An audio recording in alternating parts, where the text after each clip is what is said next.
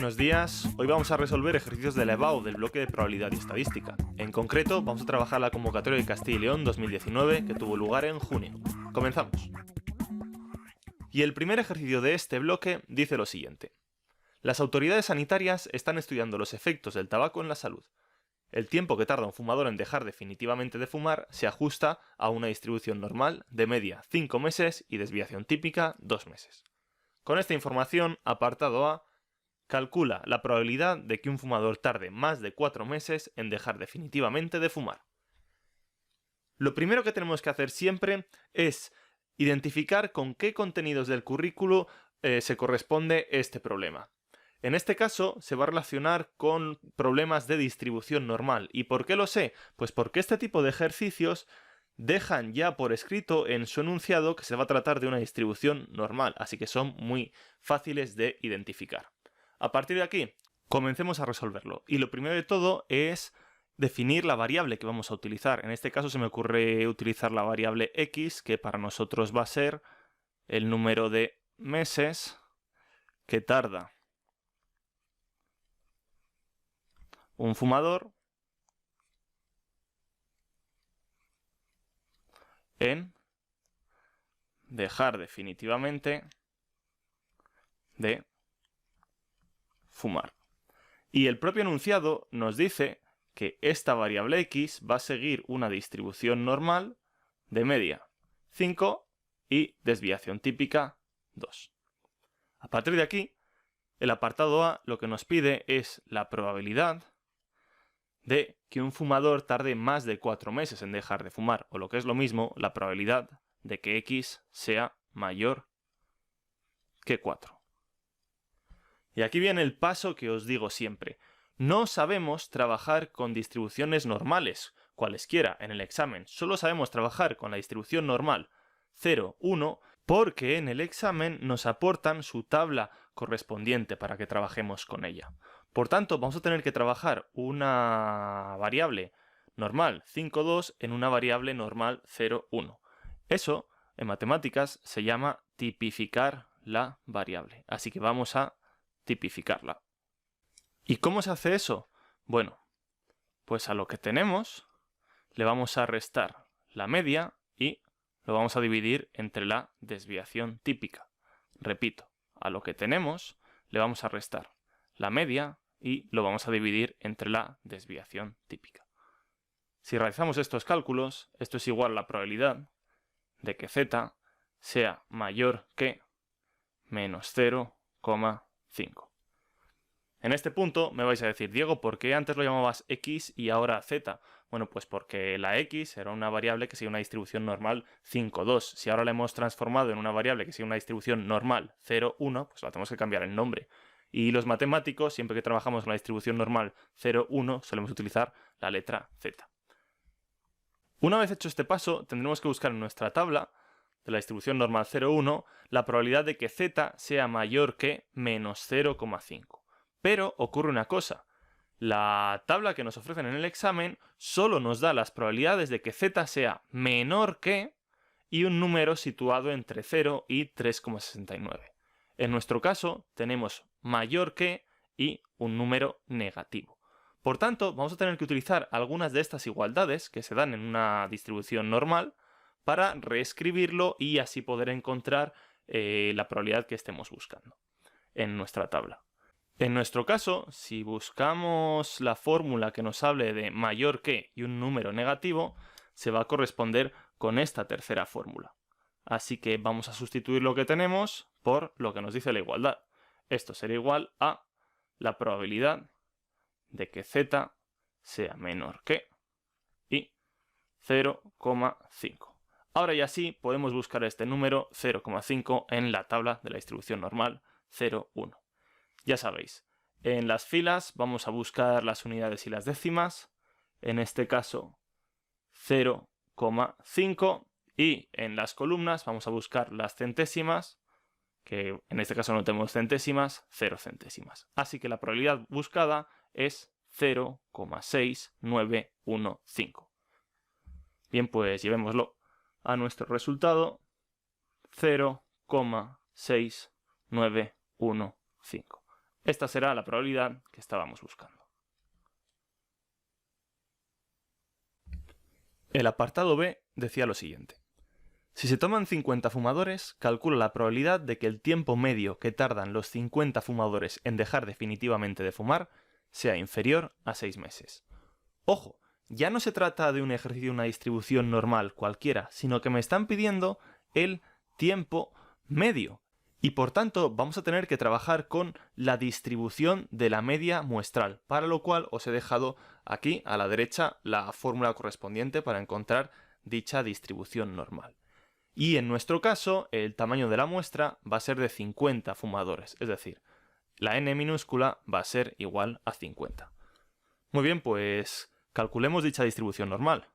En este caso, nuestra variable, en una muestra de tamaño 50, va a seguir una distribución normal de media, la misma que teníamos antes, 5, y de desviación típica, lo que teníamos antes, dividido entre la raíz cuadrada del tamaño de la muestra.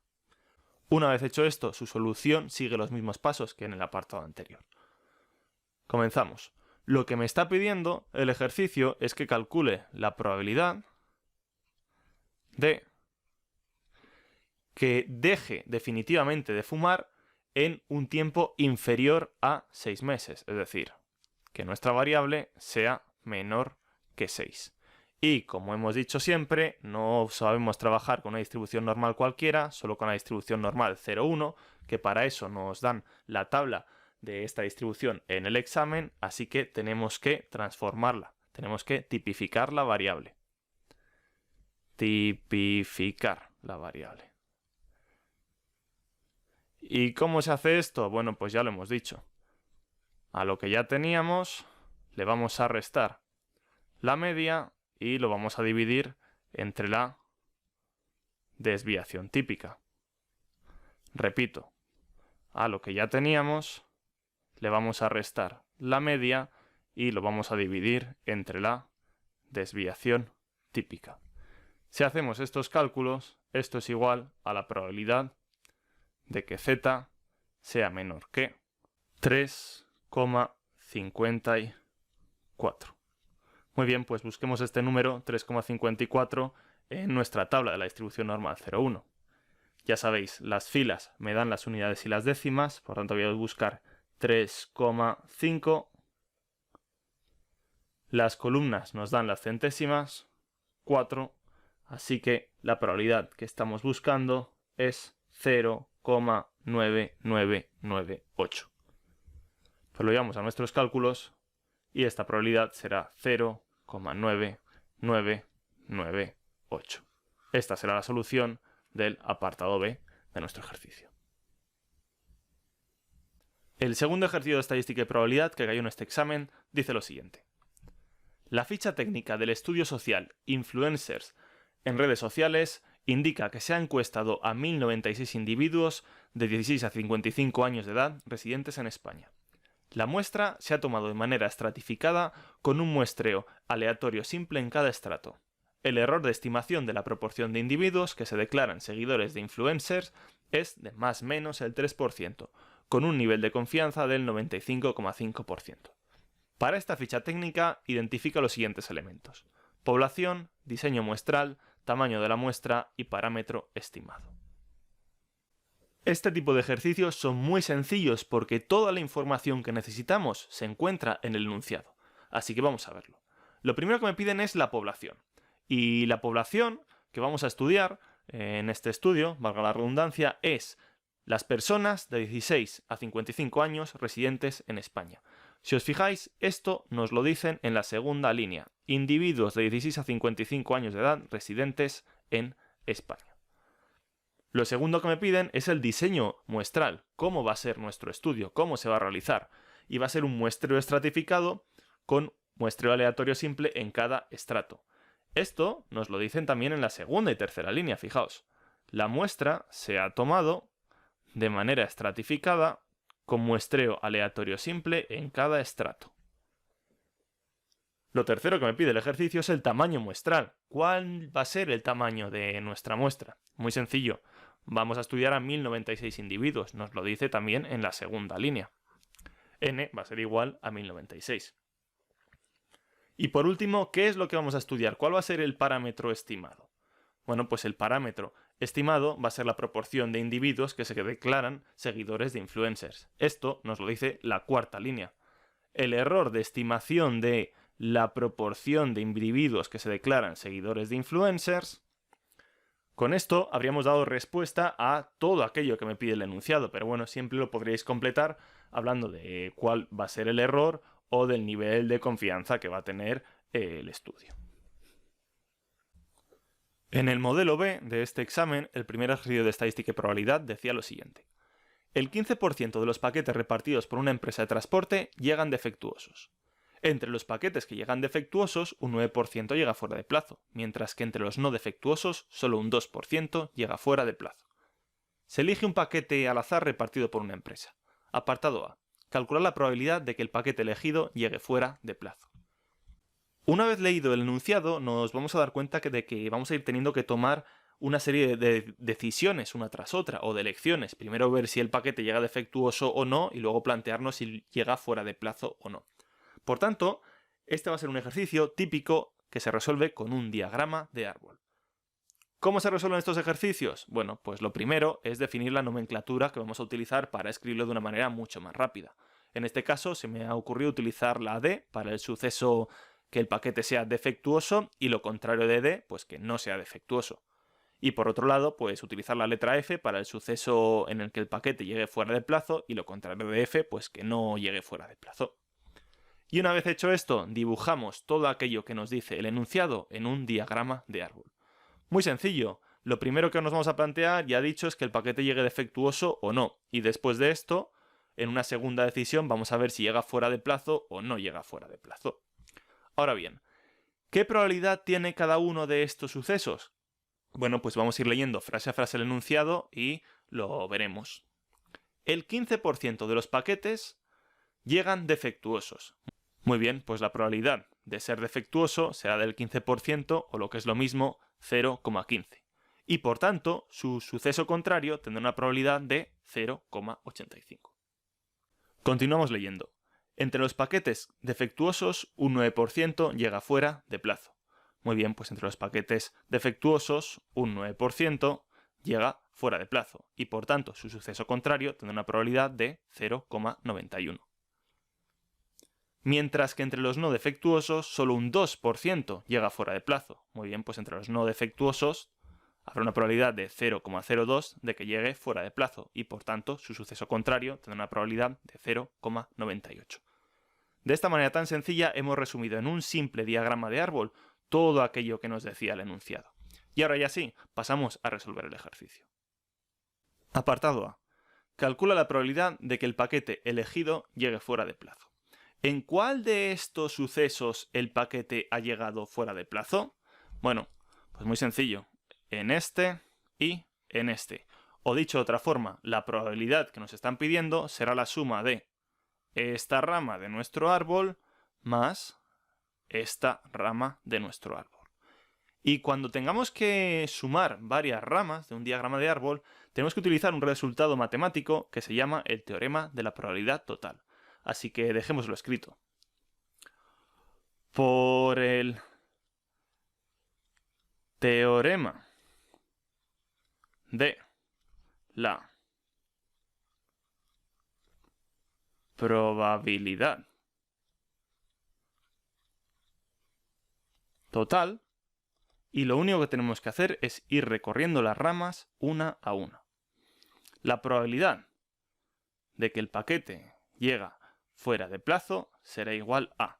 Vamos a recorrer la primera de las ramas. Esto será igual a la probabilidad de que sea defectuoso por la probabilidad de que llegue fuera de plazo sabiendo que es defectuoso. Más, y ahora vamos a recorrer la segunda rama. Probabilidad de que no sea defectuoso por la probabilidad de que llegue fuera de plazo sabiendo que no es defectuoso. ¿Y cuánto valen cada una de estas probabilidades que hemos escrito aquí? Bueno, pues simplemente tenemos que recorrer el diagrama de árbol.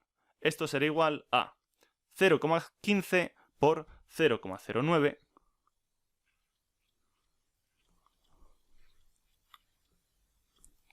más, y ahora recorremos la segunda rama, 0,85 por 0,02.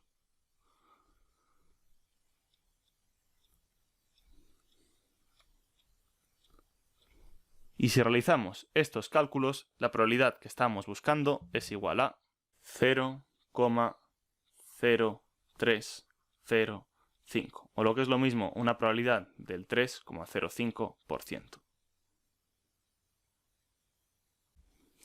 El apartado B nos pide lo siguiente. Sabiendo que el paquete elegido llega fuera de plazo, ¿qué probabilidad hay de que llegue defectuoso? Es decir, me están pidiendo la probabilidad de que el paquete llegue defectuoso sabiendo que ha llegado fuera de plazo. Y si lo pensáis, me están asegurando algo que hemos definido en la segunda lección y me preguntan por la ocurrencia de algo de nuestra primera lección. Es decir, estamos recorriendo el diagrama de árbol en sentido contrario. Y cuando esto sucede, tenemos que utilizar un resultado matemático que se llama el teorema de Bayes. Así que dejémoslo escrito. Por el teorema de Bayes. ¿Y qué nos dice el teorema de Bayes? Bueno, pues la probabilidad de que sea defectuoso sabiendo que ha llegado fuera de plazo es igual a la probabilidad de que sea defectuoso y a la vez haya llegado fuera de plazo dividido entre la probabilidad de que llegue fuera de plazo. ¿En cuál de todos estos sucesos se producía que era defectuoso y a la vez llegaba fuera de plazo? Bueno, pues en la primera rama. Así que esta probabilidad es muy sencilla de hallar. Esto es igual a 0,15 por 0,09 dividido entre... ¿Y cuál es la probabilidad de que llegue fuera de plazo? Bueno, pues la acabamos de hallar en el apartado A. Era 0,0305. Así que si hacemos estos cálculos, esto será igual a 0,443. Es decir, una probabilidad del 44,3%. Así de sencillos son los ejercicios que se resuelven con un diagrama de árbol. El último ejercicio del bloque de estadística y probabilidad que cayó en este examen dice lo siguiente. En un aeropuerto se toma una muestra de 100 días y se observa que en 25 hay saturación aérea. Con esos datos se calculan dos intervalos de confianza para el parámetro proporción de días con saturación aérea en el aeropuerto. El primer intervalo va a ser el 0,122, 0,378 y el segundo intervalo va a ser 0,165, 0,335. ¿Cuál es el intervalo de menor confianza? Justifica tu respuesta. Bueno, este ejercicio es muy sencillo de dar respuesta, puesto que como los dos intervalos se basan en los mismos datos, pues bueno, simplemente comparándolos vamos a tener la propia respuesta. Fijaos, yo para hacerlo de una manera muy gráfica he dibujado los intervalos. El primer intervalo que tenemos, el azul, es el 0,122, 0,378 y el segundo intervalo que tenemos, lo voy a hacer más pequeñito, 0,165, 0,335. He representado simplemente los valores que me daban. E inmediatamente nos vamos a dar cuenta de que tenemos un intervalo, el rojo, que está contenido en 1 más grande, que va a ser el azul. Por tanto, ¿cuál va a ser el intervalo de menor confianza? Pues aquel que sea más pequeñito. Por poner un símil futbolístico, si tuviésemos que meter un gol a una portería que fuese la azul y a una portería mucho más pequeña que fuese la roja, pues evidentemente sería más difícil de meter el gol en la portería roja. Si lo queréis dar respuesta de una manera mucho más matemática, pues bueno, simplemente podríamos decir que vamos a estudiemos la amplitud de los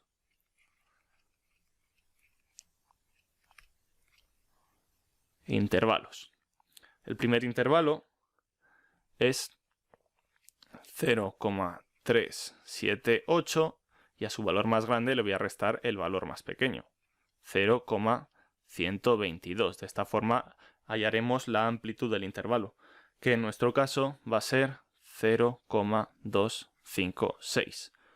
Para el segundo intervalo, para el intervalo rojo, bueno, pues a su extremo más grande le vamos a restar el extremo más pequeño. Y así obtendremos su amplitud. ¿Cuál tiene menor amplitud? Bueno, pues evidentemente el segundo.